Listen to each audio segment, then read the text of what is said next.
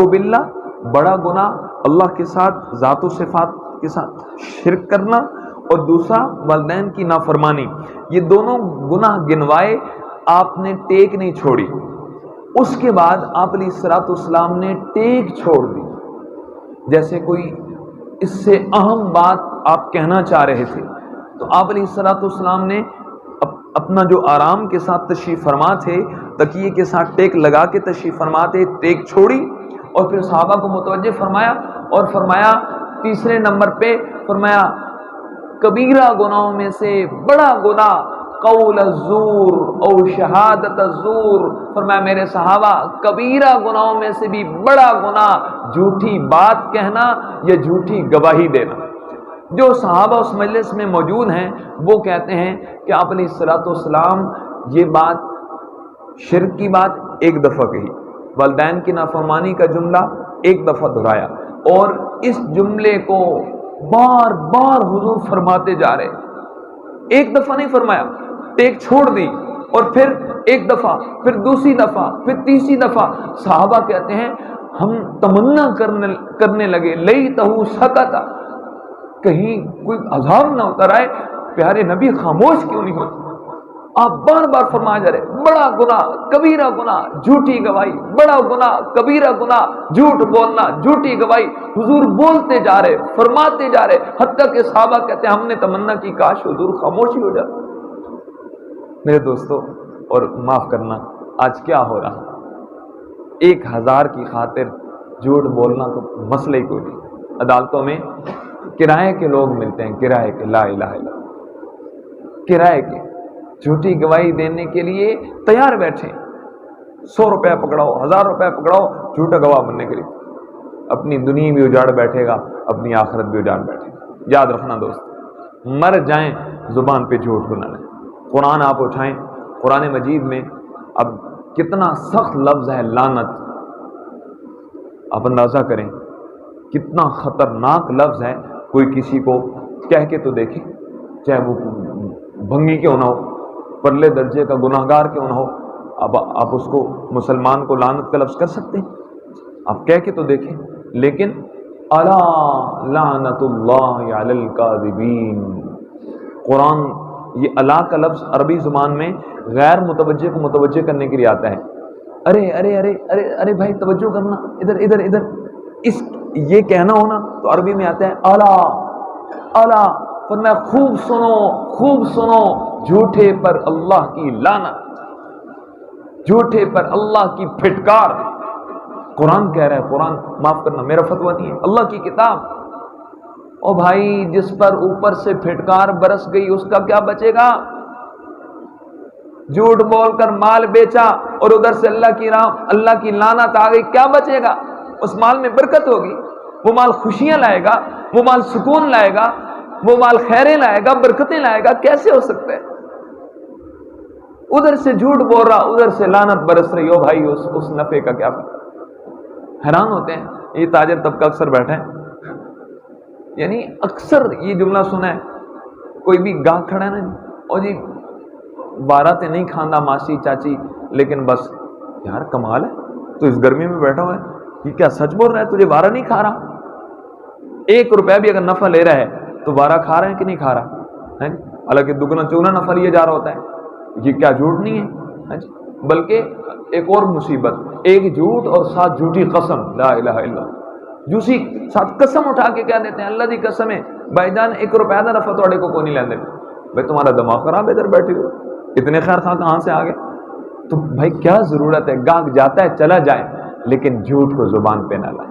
حدیث میں آتا ہے اتنی گندی چیز ہے، حدیث میں آتا ہے جب مسلمان جھوٹ بولتا ہے ایک اس کے منہ سے ایک سمیل، بدبو نکلتی ہے. دائیں بائیں والے فرشتے اس بدبو کو محسوس کر کے 1 میل دور چلے جاتے ہیں. ہم کہتے ہیں کیا ہوا جی، پرواہی کوئی نہیں، پرواہی کوئی نہیں. اور نظام ہی جھوٹ سے بھرا پڑا ہے، نظام ہی جھوٹ سے بھرا پڑا ہے. معاف کریں، اللہ تعالیٰ ہمیں اس لعنت سے ہماری حفاظت فرمائے. کون کو نیت کرتا ہے جی انشاءاللہ موت تک جھوٹ کو زبان پہ نہیں لاؤں گا؟ آج نیتیں کریں. جھوٹی گواہی چاہے لاکھوں کا نفع ہو، چاہے کروڑوں آپ کی طرف آ رہے ہوں، آپ جھوٹی گواہی کی طرف نہ جائیں، بھوکے مر جائیں، جھوٹی گواہی کو زبان پہ نہ لائیں۔ یقین جانیے نہ دنیا بچے گی نہ آخرت۔ حرام کے ذریعے سے آنے والا، میں نے خود مولانا تاج میر صاحب کا ایک کلپ سنا، اس میں فرمانے لگے کہ ہمارا ایک جاننے والا اپنی اولاد کو کروڑوں نہیں اربوں کی پراپرٹی دے کر گیا، اور فرماتے ہیں کہ تھا سارا سود۔ مولانا کہنے لگے کہ اس کے بیٹے نے میرے سامنے یہ الفاظ کہے، ٹھنڈا سانس بھرا اور کہا کہ کاش ساڈا ابا ساڈے واسطے کوئی حلال چھڑ کے جانا، اسی بھی کوئی سکھ دسا لے لے۔ سر جی جو غلط طریقے سے آئے گا بھول جائیں، وہ خوشی نہیں لائے گا۔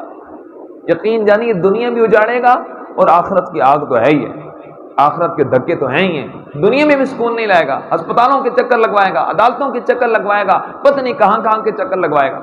تھوڑا ہو سچ کے ساتھ ہو، خیر و برکت کے ساتھ ہو، یقین جانیے اللہ اس کو برکتوں سے بھر دے گا۔ جی جھوٹ کے مقابلے میں سچ ہے، سچ، سچ کی قیمت ہے، ہمیں نہیں پتا سچ کی قیمت کیا ہے۔ سنیے تاجر بھائی بیٹھے ہیں، سچ کی قیمت اور سچ کا ریٹ شریعت نے کیا لگایا ہے، میں اکثر حیران ہوتا رہتا ہوں۔ تاجر طبقے کے نصیب کو سلام ہے کہ آپ علیہ الصلوۃ والسلام نے اس تاجر طبقے کے لیے کیا خوبصورت پیغام بھیجا ہے۔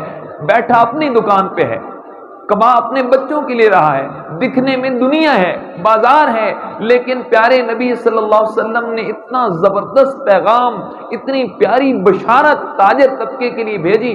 یوں فرمایا التاجر الصدوق الامین مع النبیین والصدیقین والشہداء والصالحین۔ خدا کی قسم تاجر طبقے تو بھاگ جا گئے اللہ کی قسم۔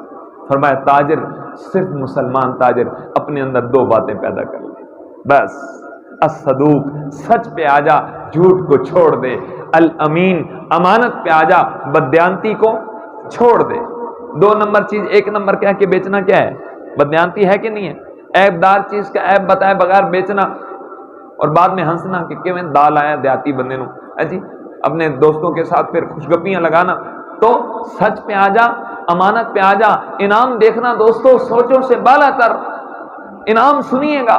سچ اور امانت کے ساتھ ہونے والی تجارت، سچا اور امانت دار تاجر، پیارے نبی صلی اللہ علیہ وسلم کی سچی بشارت، قیامت کا دن ہوگا، زمین تانبے کی، سورج سروں پہ کھڑا ہوگا، نبی بھی نفسی نفسی کی الفاظ زبانوں پہ، نبیوں کی زبان پہ، اللہ ہمیں بچا لے، اللہ ہمیں بچا لے، سبحان اللہ۔ فرمایا مسلمان تاجر جو سچ اور امانت کے ساتھ تجارت کر کے لائے گا، قیامت کے دن 1.25 لاکھ نبیوں، صدیقین، شہداء، صالحین کے قدموں میں کھڑا ہوگا۔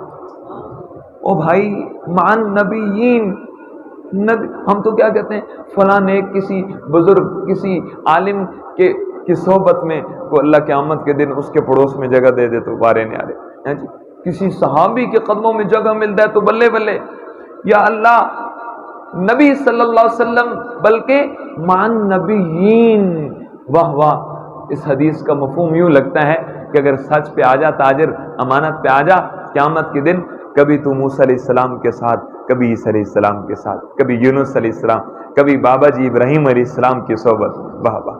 مع النبیین، مع عربی زبان میں میم عین یہ یوں یہ معنی دیتا ہے، یہ نا یہ اس کو کہتے ہیں کہ یہ دو انگلیاں یہ معیت ہے، یوں کچھ ہیں، درمیان میں تیسری چیز ہی کوئی نہیں ہے۔ فرمایا 1.25 لاکھ نبیوں کا ساتھ اللہ دے دے۔ کیا قیمت ہے سچ کی۔ چھوڑیں معاشرے کو، سارا معاشرہ جھوٹ بول رہا ہے، سارا معاشرہ فراڈ کر رہا ہے، چھوڑیں۔ بڑی دلیل کیا دیں گے، مولوی صاحب معاشرہ یہ کر رہا ہے، یار معاشرہ سارا جہنم میں جائے تو میں جہنم میں جاؤں، معاشرہ سارا گڑھے میں چھلانگ لگائے میں گڑھے میں چھلانگ لگائے، سارا معاشرہ اپنے جیب سے نوٹوں کو نکال کے آگ لگا دے، آپ لگائیں گے؟ تھوڑا سا ہوش کریں، واپس آئیں، اللہ نے عقل دی ہے، سمجھ دی ہے، مسلمان ہیں، اللہ تعالیٰ نے فہم دی ہے۔ بہرحال خیر، تو جھوٹی گواہی دوستو بڑا خطرناک گناہ ہے، جھوٹی گواہی اور جھوٹ دونوں کے لیے آپ نے فرمایا اکبر کبیرہ گناہوں میں سے بڑا گناہ۔ اللہ تعالیٰ ہمیں اس گناہ سے توبہ کی توفیق عطا فرمائے۔ بس آپ نے نیت کر لی ہے کہ آئندہ انشاءاللہ جھوٹ نہیں بولنا۔ یہاں سرگودا میں ایک تاجر ہیں، عالم بھی ہیں، تجارت بھی کرتے ہیں، فرمانے لگے 40 سال ہو گئے ہیں تجارت کرتے ہوئے، اللہ کے فضل سے 40 سال کی تجارت میں کوئی ایک دن کا جھوٹ کوئی ثابت نہیں کر سکتا، الحمدللہ۔ آج بھی ہیں بھائی، ایسوں کی برکت سے تو نظام چل رہا ہے بھائی، سیدھی بات، ایسوں کی برکت سے تو یہ، وگرنہ جو حالات چل رہے، کب کے زلزلے آ چکے ہوتے، کب کے زمین پھٹ چکی ہوتی، کب کا آسمان پھٹ چکا ہوتا، جو حالات چل رہے۔ تو اللہ تعالیٰ ہمیں سچ کا عادی بنا دے، آمین کہیں۔ اللہ تعالیٰ ہمیں جھوٹ سے دور فرما دے، اپنے بچوں کو بھی سچ سکھائیں، اپنی اولادوں کو بھی سچ سکھائیں جی، اپنے گھر میں سچ کا ماحول بنائیں۔ بہرحال تو فرمایا والذین لا یشہدون الزور، اگر اس کا یوں ترجمہ کریں تو بھی بنتا ہے کہ اگر میرے بندے میرے بندوں میں رہنا چاہتا ہے تو جھوٹی گواہی سے بچ، اگر تو جھوٹی گواہی دے گا تو گویا میرے بندوں کی لسٹ سے تو نکل گیا، اوہو، اللہ کے بندوں کی لسٹ سے نکل گیا اگر جھوٹی گواہی دیتا ہے، اگر جھوٹ بولتا ہے۔ اللہ تعالی ہمیں سچ کا عادی بنائے، سچی زندگی نصیب فرمائے، اور شریعت سے آخرت سے ہٹ کے اگر آپ دیکھیں تو سچ بتائیں، جھوٹے بندے کی کوئی عزت ہے؟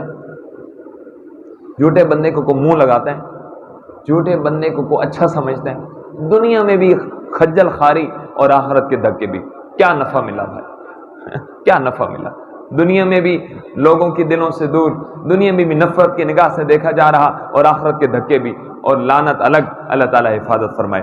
دوسرا معنی یہ میں سمجھتا ہوں اس سے بھی زیادہ ضروری ہے اس کو سمجھنا، اور پھر انشاءاللہ ختم کرتے ہیں۔ والذین لا یشہدون الزور، فرمایا رحمان کے بندوں کی خوبی یہ ہے کہ وہ گناہ کی مجلسوں میں شرکت نہیں کرتے۔ میں ابھی نماز سے پہلے سوچ رہا تھا کہ جو لوگ ماشاءاللہ درس قرآن میں تشریف لاتے ہیں تو گویا قرآن ہی ان کی ایک خوبی کی گواہی تو قرآن خود دے رہا کہ آپ حضرات مسجد، اللہ کا گھر، اور پھر اللہ کا کلام، تو اس سے خوبصورت مجلس کوئی ہوگی جی؟ اس سے کوئی خوبصورت محفل ہوگی؟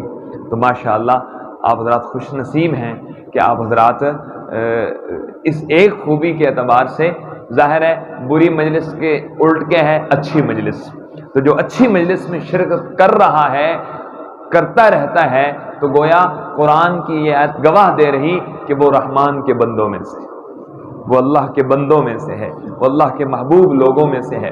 بہرحال دوستو، فرمایا والذین لا یشہدون الزور، رحمان کے بندوں کی ایک بڑی خوبی کہ وہ گناہ کی مجلس میں شرکت نہیں کرتے۔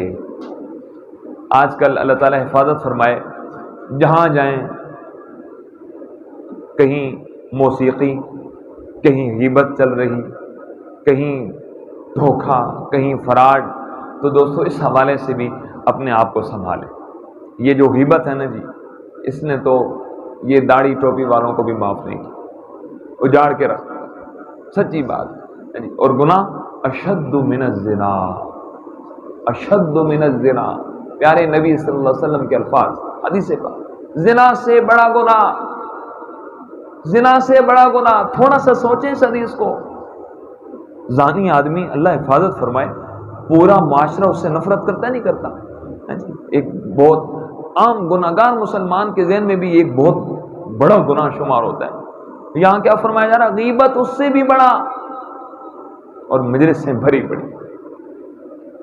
اور دوستو اگر اچھی مجلس میں نہیں جائے گا تو پھر ذہن میں رکھیں، کبھی بھی زندگی کا رخ نہیں بدل سکتی۔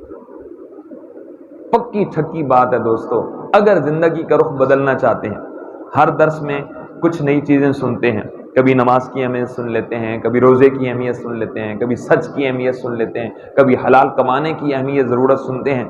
اب ان پر بندہ آئے گا کیسے؟ یہ تو ابھی معلومات ہو رہی ہیں نا جی، علم ہو رہا ہے، ان چیزوں کا علم آپ کے پاس آ رہا ہے۔ اب ان پر آنے کے لیے کیا نسخہ ہے؟ تو اس کے لیے دوستو یہ مجلس ہے، اچھی مجلس کی اللہ کے ہاں قیمت سنیں۔ واقعہ ذہن میں آیا، اللہ تعالیٰ کے ہاں اچھی مجلس کی طرف چل کے جانا اللہ کو کتنا اچھا لگتا ہے، اس کی قیمت کیا ہے۔ مستند واقعہ بارہا آپ نے سنا بھی ہے، بعض لوگ سمجھتے ہیں کہ یہ واقعہ مشہور تو ہے لیکن مستند نہیں ہے، پکی ٹھکی بات ہے، کتابی واقعہ ہے، ریاض الصالحین حدیث کی مشہور کتاب